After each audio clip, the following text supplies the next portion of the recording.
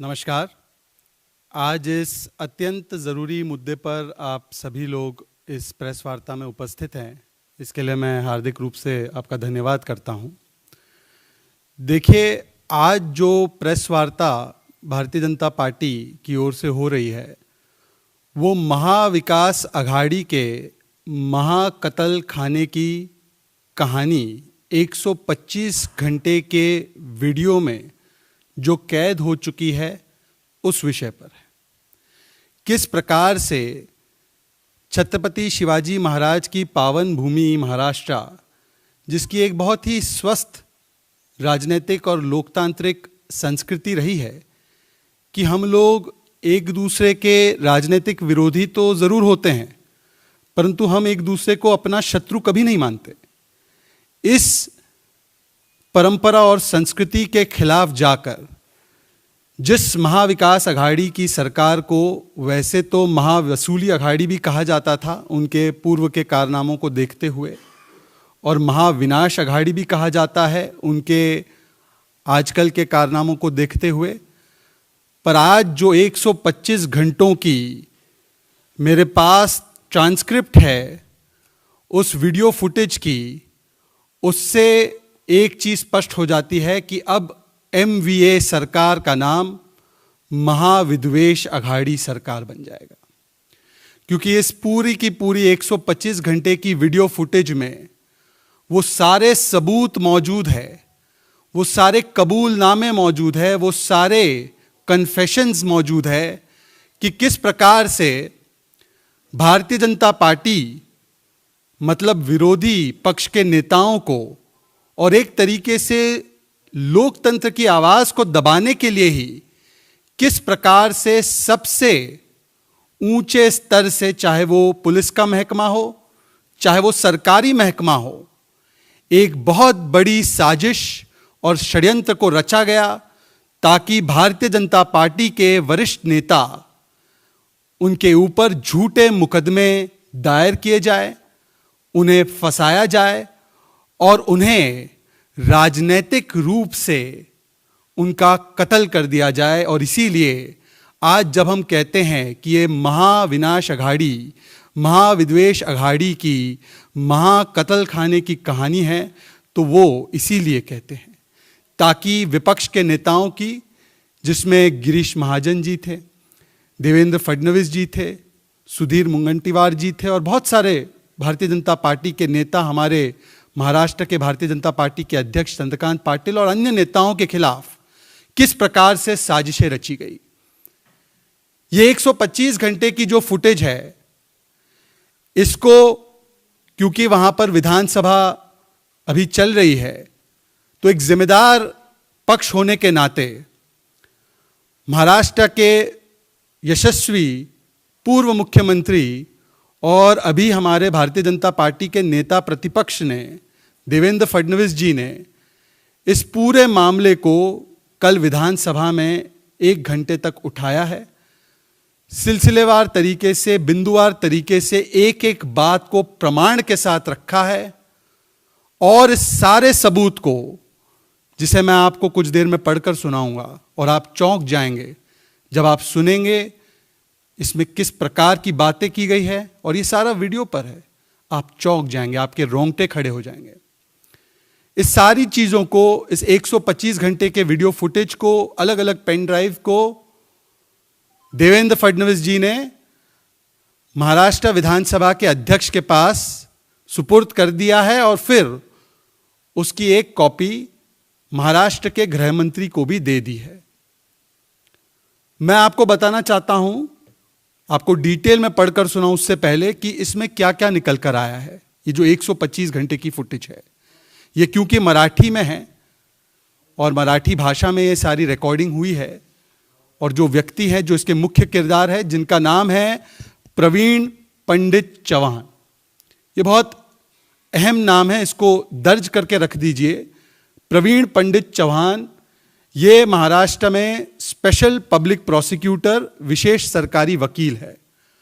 और किस प्रकार से ये स्पेशल पब्लिक प्रोसिक्यूटर परसिक्यूटर बन गए, किस प्रकार से उनका दफ्तर एक अड्डा बन गया साजिशों का, षड्यंत्रों का, किस प्रकार से पुलिस के अलग अलग लेवल के अधिकारियों के साथ और महाविद्वेष अघाड़ी के मंत्रियों के साथ मिलकर भारतीय जनता पार्टी, मतलब वहां की विपक्ष, मतलब लोकतंत्र की आवाज को दबाने के लिए झूठे केस कैसे दर्ज करने हैं, किस प्रकार से फॉल्स एविडेंस प्लांट करना है, किस प्रकार से ड्रग्स का भी मामला इसमें लाना है ताकि मकोका लगाया जा सके, किस प्रकार से फर्जी केस बनाने हैं, किस प्रकार से रेड करवानी है, रेड करवाने के लिए पुलिस को सूचना देनी है कैसे रेड करनी है, रेड करने से पहले होटल रूम बुकिंग करनी है तो कैश में कैसे करनी है, कौन उसकी पेमेंट करेगा, ये तमाम सूचनाएं देना और एफआईआर भी दर्ज करवाना, खुद स्पेशल पब्लिक प्रोसिक्यूटर, जिसका ये काम नहीं होता अमूमन। किस प्रकार से इसकी मैनेजमेंट की गई, इसका सारा का सारा सबूत, प्रमाण हमने विधानसभा के अध्यक्ष और महाराष्ट्र की सरकार के पास दे दिया है। और हमारी ये मांग है, और जब आप इन बातों को सुनेंगे एक के बाद एक अलग अलग वीडियोस में क्या कहा गया है, तो हमारी ये मांग है, क्योंकि सरकार के मंत्री भी इसमें शामिल है, क्योंकि पुलिस के अधिकारी भी इसमें शामिल होने की बात हो रही है, तो एक निष्पक्ष जांच सरकार के तहत काम करने वाली महाराष्ट्र की पुलिस से तो उसकी अपेक्षा नहीं की जा सकती। और इसीलिए हमारी यह मांग है कि जो पूरा मामला हमने रखा है सबूत सहित, इसमें एक सीबीआई की जांच होनी चाहिए। इस बात को कल रख दिया गया है। महाराष्ट्र की सरकार इस मामले पर कि क्या वो इस पूरे मामले में सीबीआई की जांच के लिए तैयार है या नहीं है, यह अभी तक स्पष्ट नहीं कर पाई है। और मुझे लगता है कि उनकी चयनात्मक खामोशी में भी कई सारे रहस्य छुपे हुए हैं। अगर आपकी नाक और कान के नीचे ही सारा कुछ चलता रहा तो जाहिर सी बात है कि आपकी मौन स्वीकृति या आपकी जाहिरी तौर से स्वीकृति तो इसमें रही होगी। मैं आपको बताना चाहता हूं कि पहला मामला जिसके बारे में मैं बात करना चाहता हूं वो क्या है। गिरीश महाजन जी, जो पूर्व में मंत्री भी रहे हैं महाराष्ट्र की सरकार में भारतीय जनता पार्टी की ओर से, उनके ऊपर उनके और उनके सहयोगियों के ऊपर एक एफआईआर दर्ज करवाई जाती है। संस्थान को लेकर एक मामला है जिसमें आरोप यह लगाया जाता है कि गिरीश महाजन जी ने धमकी दी थी, किसी को, दूसरे गुट के व्यक्ति को धमकी दी थी, यह आरोप लगाया गया था। इस एफआईआर को, इस केस को ट्रांसफर किया जाता है और इस केस के बारे में, जिसमें अब गिरीश महाजन जी को बॉम्बे हाईकोर्ट से रिलीफ मिल चुकी है, बॉम्बे हाईकोर्ट ने पुलिस को कहा है कि इसमें कोई भी कोअर्सिव एक्शन नहीं लिया जाएगा। इस मामले में जो संवाद होता है वीडियो के माध्यम में जो दिखाई देता है, मराठी में है, तो मैं आपको इसका हिंदी में अनुवाद करके बताऊंगा कि संवाद जो ये स्पेशल पब्लिक प्रोसिक्यूटर है चौहान, वो किस प्रकार का संवाद कर रहे हैं और किन किन लोगों से वो संवाद कर रहे हैं, ये भी आपको पता चलेगा। प्रवीण पंडित चौहान कहते हैं या दिखाई देते हैं एक वीडियो में कहते हुए कि किस प्रकार से मकोका लगाना है इस केस में, जिसमें मकोका का कोई लेना देना नहीं है, ड्रग्स का कोई लेना देना नहीं है। ड्रग्स का व्यापार करता है, ये वो बताएगा क्या, ये उनकी बातचीत चल रही है कमरे में जो रिकॉर्ड हो रही है, जिसका वीडियो हमने दिया है, 125 घंटे की फुटेज। ऐसा बताया तो मकोका लगेगा। एक और वीडियो है जिसमें कहते हैं वो गिरीश महाजन जी का नाम लेने को तैयार तो है ना, एक छोटा जवाब तैयार करता हूं, वो माफी का गवाह बनने के लिए तैयार है क्या? ड्रग्स का नाम लिया तो मकोका सही बैठता है और ड्रग्स बरामद होना ही चाहिए, ऐसा कहां है? बरामद किए तो गुनेगार है, ऐसा नहीं है, सिर्फ शक तैयार करना ही काफी है। ये स्पेशल पब्लिक प्रोसिक्यूटर किस प्रकार से गिरीश महाजन जी को, भारतीय जनता पार्टी के विधायक को फंसाने की साजिश रच रहे हैं। एक अलग मामले में ड्रग्स का मामला उसमें डालकर, मकोका लगाकर किस प्रकार से उनको फिर प्रताड़ित किया जा सकता है, उसका प्रमाण नंबर 1 मैंने आपके सामने पेश किया है। एक और वीडियो है जिसमें स्पेशल पब्लिक प्रोसिक्यूटर कहते हैं कि अजीत पवार सपोर्ट नहीं करते।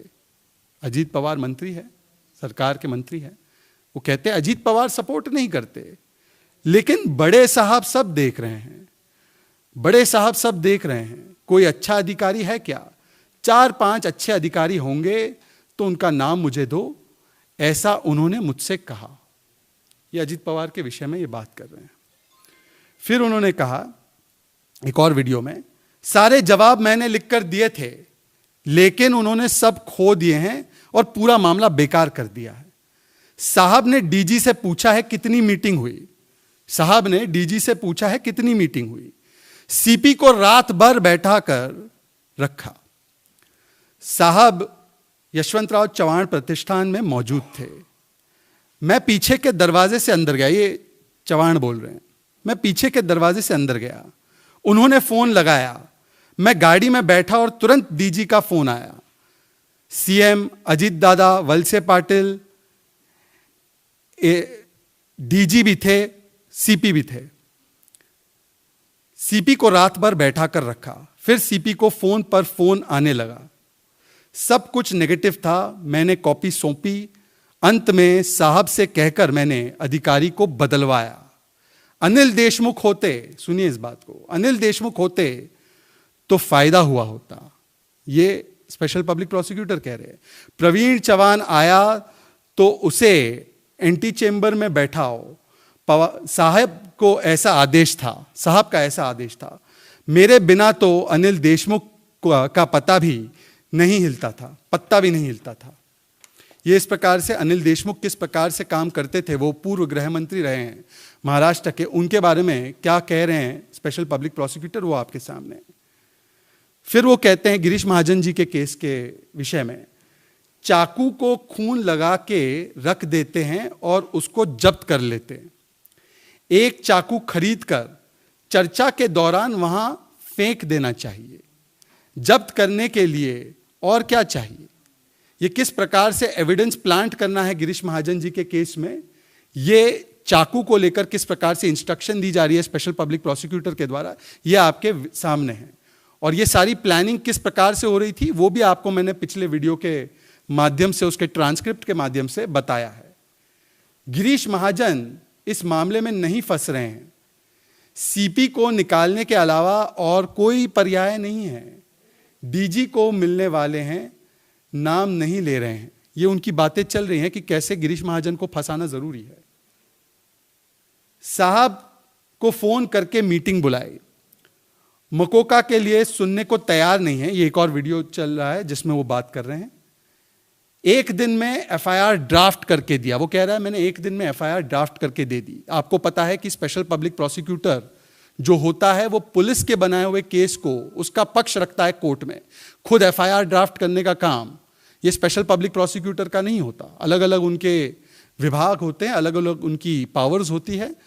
और इस प्रकार से स्पेशल पब्लिक प्रोसिक्यूटर किस प्रकार से एफआईआर दर्ज करवाने की बात और लिखने की, ड्राफ्ट करने की बात कर रहा है, वो आपके सामने है।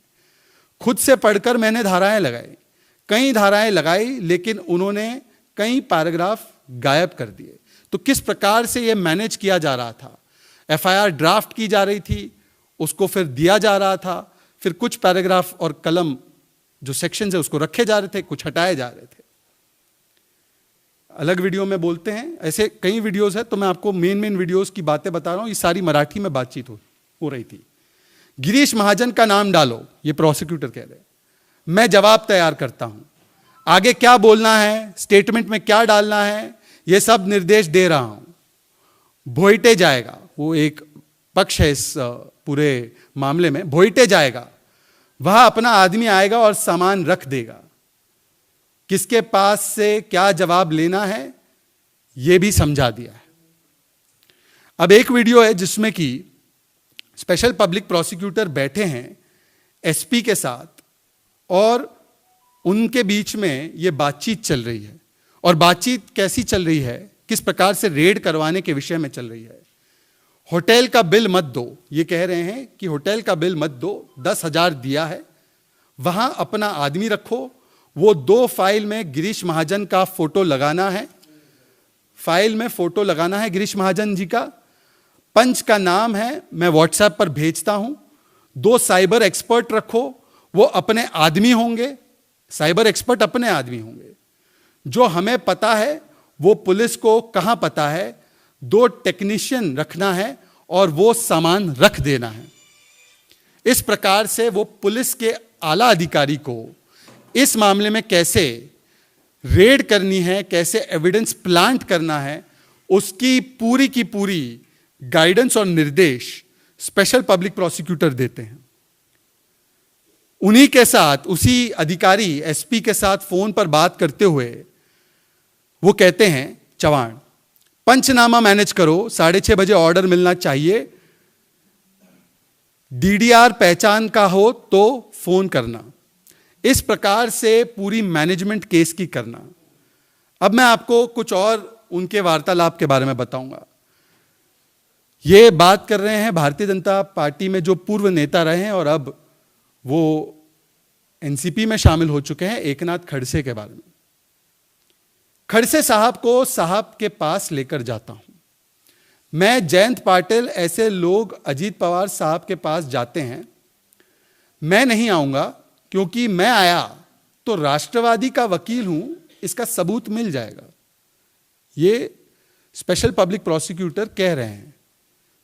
ये पूरे इसी संदर्भ में है, इसी मामले के संदर्भ में है, किस प्रकार से भारतीय जनता पार्टी के नेताओं को फंसाना है, किस प्रकार से ये होटल में बुकिंग कराकर फिर रेड करवानी है, ये सारी चीजें उसके संदर्भ में ही कहा जा रहा है।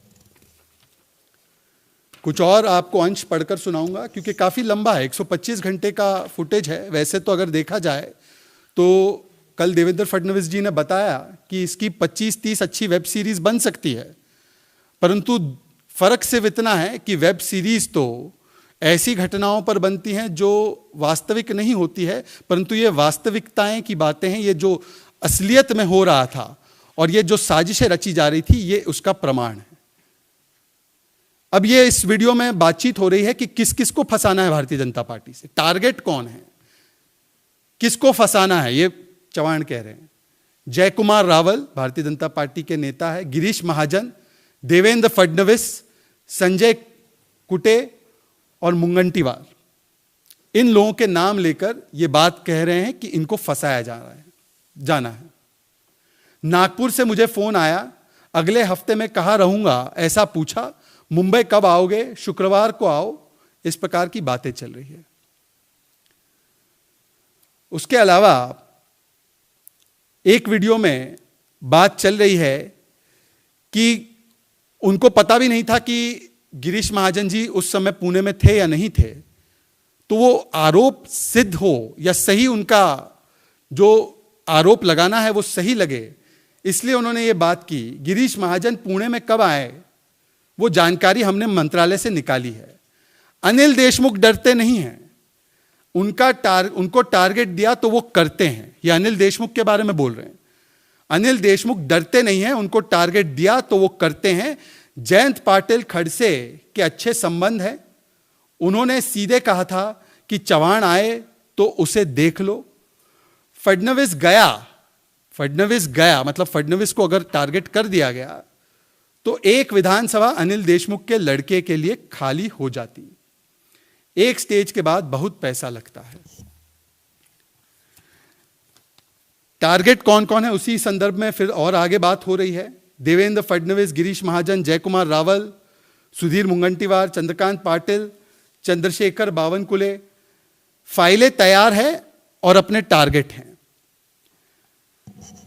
फिर एक साहब के बारे में बात की जा रही है। साहब कभी पिक्चर में नहीं आते, वो किसी को घर पर बुलाकर बताते हैं, सीधा फोन करेंगे तो पुलिस स्टेशन की डायरी में बिना मतलब का दर्ज हो जाएगा। लेकिन साहब को इन सब को समाप्त करना ही है, यह बहुत महत्वपूर्ण है। आप सुनिए इस बात को। देवेंद्र फडणवीस और गिरीश महाजन को तो 1,01% समाप्त करना है। गिरीश महाजन और देवेंद्र फडणवीस को तो अटकाएंगे ही, कैसे भी करके अगले साल तक इनको हटाना ही है, मतलब फडणवीस खत्म। ये इस प्रकार की बातें हो रही है और इस प्रकार की प्लानिंग सर्वोच्च सरकार के जो कर्ता धर्ता है उनके आशीर्वाद के साथ स्पेशल पब्लिक प्रोसिक्यूटर के दफ्तर में, जो कि एक अड्डा बन चुका है महाकतल खाने का, उसमें ये सारी बातें की जा रही है। कुछ और दिलचस्प बातें भी हैं जो बातें चलती हैं, केवल इस केस के बारे में नहीं, और अनिल देशमुख के बारे में कुछ बातें जिसको मैं कहता हूं कि जो कन्फेशन, आखिरी कन्फेशन की जरूरत है। वैसे तो अनिल देशमुख अभी भी जेल में है, उनको कोर्ट से रिलीफ नहीं मिली है, परंतु जिस विषय के लिए वो जेल में है उसके बारे में भी क्या बात की जाती है वो जरा सुनने लायक है। वीडियो में कहते हैं, अनिल देशमुख जी ने तो ट्रांसफर में पैसे कमाए, ये स्पेशल पब्लिक प्रोसिक्यूटर कह रहे हैं, और ये सरकार के मुलाजिम हैं। अनिल देशमुख जी ने ट्रांसफर में पैसे कमाए 100 करोड़ से भी ज्यादा, कम से कम 250 करोड़। सिर्फ ट्रांसफर में ही नहीं, गाड़ी की खरीदारी में भी, निर्माण कार्य का भी टेंडर, ऐसे कई रास्ते हैं। 2 साल में कम से कम 250 करोड़ रुपए कमाए हैं। क्या लगता है, मुंबई में तो 100 बड़े बिल्डर हैं, हर एक ने 2-3 करोड़ दिए तो 200-300 करोड़ बड़े आसानी से जमा हो जाते हैं। बिल्डर के लिए 2 करोड़ की रकम कोई बड़ी बात नहीं है। यह बात तो तय है कि अनिल देशमुख हमारे काम आ सकते थे। मैं साहब का आदमी हूं, लेकिन मैं फोटो नहीं रखता, संबंध नहीं दिखाता हूं, कभी स्टेटस भी नहीं रखता हूं। परंतु अनिल देशमुख के जो काले कारनामे थे उसके विषय में भी सरकार के स्पेशल पब्लिक प्रोसिक्यूटर क्या कह रहे हैं वो आपके सामने है। इसके अलावा आखिरी अंश कुछ सुनाता हूं और फिर अपनी बात को मैं समाप्त करूंगा। देखिए, वीडियो में बातचीत की जा रही है और ये कहा जा रहा है कि राजनीति करनी है तो सीपी, ईओडब्ल्यू ये सभी अपने होने चाहिए। बड़े साहब ने बताया, देशमुख 25 लाख रुपए लेकर आए थे। अनिल देशमुख की बात चल रही है, अनिल देशमुख 25 लाख रुपए लेकर आए थे, परंतु मैंने नहीं लिए। बाद में वो पकड़े गए। 25 लाख में अपनी गाड़ी आ जाती, वो खुद दे रहे थे, फिर भी हमने नहीं लिया।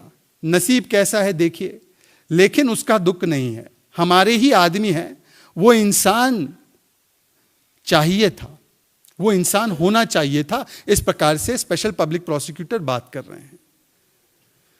एक और भी दिलचस्प मामला है जिसके विषय में स्पेशल पब्लिक प्रोसिक्यूटर बात करते हैं, और ये कोर्ट को लेकर बात कर रहे हैं, छगन भुजबल के मामले में।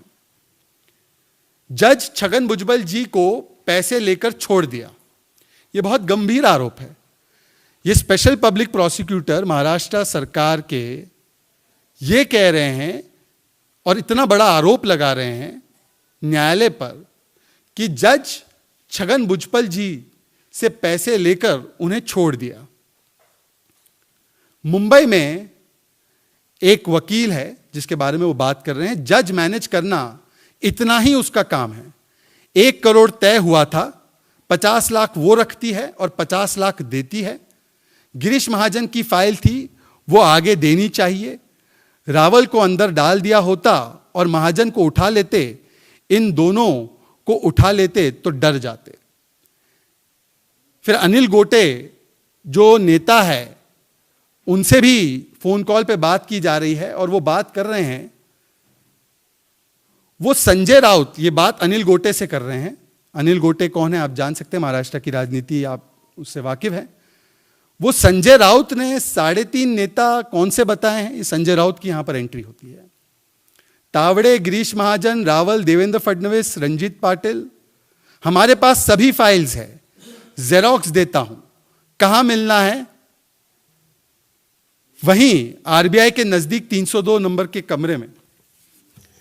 तो इस प्रकार से ये बातें चल रही है और इसमें अगर आप आगे जाएंगे, ये 125 घंटे का फुटेज देखेंगे तो रश्मि शुक्ला के मामले में भी किस प्रकार से उनको फंसाना है उसके बारे में भी कॉल पे क्या बातचीत हो रही है, वीडियो में क्या बातचीत हो रही है, जो इस पूरे मामले के वकील है एमडी पाटिल, उनके साथ उसका भी इसमें कन्फेशन है। ये सारी बातें जो आती है, इसमें आखिरी में नवाब मलिक के केस में भी एक खुलासा है। सरकारी वकील कहते हैं, और नवाब मलिक को कैसे फंसाना है इसके विषय में कहते हैं कि नवाब मलिक को कहना है कि ये फ्रॉड है जो मुझे देवेंद्र फडणवीस जी ने करने के लिए कहा है। मतलब नवाब मलिक को बचाने के लिए अब इसमें झूठे तरीके से कैसे देवेंद्र फडणवीस जी का नाम घसीटना है, तो ये कह रहे हैं कि नवाब मलिक को केवल इतना कहना है कि ये फ्रॉड है और मुझे देवेंद्र फडणवीस जी ने कहा है ये करने के लिए। ये इस प्रकार के आरोपों की भी बात कैसे लगाए जाने चाहिए और मैनेज किए जाने चाहिए, ये भी एक वीडियो में कैद है। देखिए साथियों, कुल मिलाकर जो इस 125 घंटों की वीडियो फुटेज से सामने निकलकर आ रहा है वो ये है कि एक बहुत बड़े पैमाने पर, बहुत बड़े स्तर पर महाराष्ट्र की सरकार के मंत्री, महाराष्ट्र की सरकार का प्रशासन और महाराष्ट्र की पुलिस के कुछ अधिकारी मिलकर विपक्ष के नेताओं को कैसे फंसाना है इसके बारे में पूरी साजिशें रच रहे थे। और इसका प्रमाण हमने विधानसभा में, विधानसभा के अध्यक्ष के सामने और महाराष्ट्र के गृह मंत्री के सामने यह देकर रखा है कि इसमें एक निष्पक्ष जांच होनी चाहिए, दूध का दूध पानी का पानी होना चाहिए और इसके लिए केवल और केवल सीबीआई ही इसमें जांच कर सकती है। इसके पहले भी महाराष्ट्र की सरकार ने, जो मौजूदा सरकार है, किस प्रकार से पुलिस का गलत इस्तेमाल वसूली के लिए किया है, पुलिस का इस्तेमाल कुछ पत्रकारों को टारगेट करने के लिए किया है, पुलिस और प्रशासन का इस्तेमाल कुछ अन्य लोगों को टारगेट करने के लिए जो उनके समर्थन में नहीं है उनको करने के लिए किस प्रकार से किया है, किस प्रकार से प्रताड़ित करने के लिए अवैध और अलग अलग तरीके के हथकंडे अपनाए गए हैं। यह बात अलग अलग समय पर महाविकास आघाड़ी की सरकार ने आपके सामने आपको दिखाया है। और इसीलिए आज हमारी यह मांग है कि यह षड्यंत्र जो लोकतंत्र के खिलाफ किया गया था, महाराष्ट्र के विपक्ष के नेताओं के खिलाफ नहीं, महाराष्ट्र की जनता के खिलाफ किया गया था, इसमें सीबीआई जांच बहुत जरूरी है। इसके जो भी मुख्य किरदार है इनकी जांच बहुत जरूरी है। बहुत बहुत शुक्रिया। इस विषय पर किसी के सवाल होंगे तो सवाल ले सकते हैं, अन्यथा इस प्रेस कॉन्फ्रेंस को जी। देखिए ऐसा है कि आज जो इस पूरे स्टिंग ऑपरेशन पर और खुलासे पर जिसको विधानसभा में रखा गया है उस पर अपनी प्रतिक्रिया दे रहे हैं, तो मुझे लगता है इससे तो एक चीज साबित हो जाती है कि चोट कहां लगी है और दर्द किसको हुआ है वो तो पहले सामने निकल कर आ रहा है। ये वो लोग हैं महाविकास आघाड़ी के जिन्होंने बिना एक भी सबूत के, एक भी प्रमाण के, हर रोज संजय राउत से लेकर अलग अलग इनके नेता ये आरोप लगाते हैं कि केंद्रीय एजेंसी उनको टारगेट कर रही है। नवाब मलिक के भी मामले में लगाया है कि केंद्रीय एजेंसी हमें टारगेट कर रही है। हालांकि नवाब मलिक के मामले में तो पीएमएलए कोर्ट ने उन्हें जेल में डाला है, फिर रिमांड बढ़ाई है और अब जुडिशियल कस्टडी में है। पर जिस मामले में सबूत सहित हमने अपनी बातों को और आरोपों को रखा है उसमें निष्पक्ष जांच की मांग करने से क्यों कतरा रही है महाराष्ट्र की सरकार? आज मांग केवल इतनी है, ये सही है, गलत है, आरोप में बुनियादी कोई बातें हैं, नहीं हैं, सीबीआई की जांच होने दीजिए, निष्पक्ष जांच करवा दीजिए, उसके लिए तैयार हो जाइए। दूध का दूध, पानी का पानी, सब निकलकर सामने आ जाएगा। मुझे लगता है कि इस विषय पर अगर और कोई सवाल ना हो तो इस प्रेस कॉन्फ्रेंस को यहीं समाप्त कर सकते हैं। आप लोग जुड़े, बहुत बहुत धन्यवाद।